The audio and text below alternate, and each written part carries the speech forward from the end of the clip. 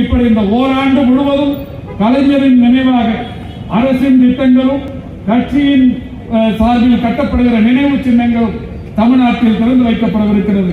அந்த வகையில் தான் இனிய நண்பர் கார்த்திக் அவர்கள் மிக சிறந்த இந்த ஏற்பாட்டை, மாநாட்டுக்கு நிகரான ஏற்பாட்டை நடத்தி கொண்டிருக்கிறார். நண்பர் கார்த்திக் அவர்களை பொறுத்தவரை நானும் அவரும் ஒரு 30 ஆண்டு காலம் இளைஞரணியிலிருந்து பயணித்து வருகிறோம். 87ஆம் ஆண்டு அவர் நகர இளைஞரணியின் துணை அமைப்பாளர், நான் சைலை பகுதி இளைஞரணியின் அமைப்பாளர். 92ஆம் ஆண்டுக்கு பிறகு அவர் நகர இளைஞரணியின் அமைப்பாளர், நான் மாவட்ட இளைஞரணியின் அமைப்பாளர்.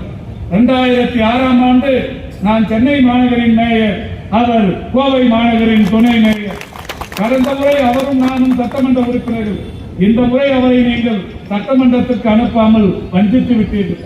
ஒரு அற்புதமான செயல் வீரர், மிக சிறப்பாக செயல்படக்கூடிய ஆற்றலாளர். இந்த கூட்டம் இவ்வளவு சிறப்பாக இங்கே நடைபெற்றுக் கொண்டிருக்கிறது.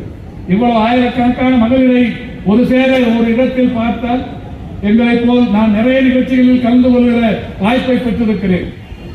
ஒரு சிறிய அளவில் 2-3 மழைத்துளி வந்தாலே இதுதான் சாக்கு என்று ஓரமாக போய் ஒதுங்கி நிற்பார்கள்.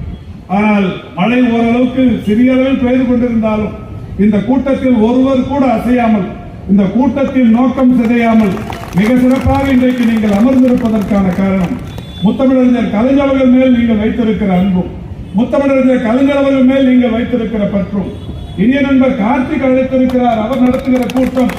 அதனாலே எந்த வகையிலும் இந்த கூட்டம் பாதித்துவிடக் கூடாது என்பதாலே நீங்கள் காட்டுகிற ஆர்வமும் இந்த கூட்டம் இன்றைக்கு இந்த அளவுக்கு பெரிய அளவில் வெற்றி பெற்றிருக்கிறது.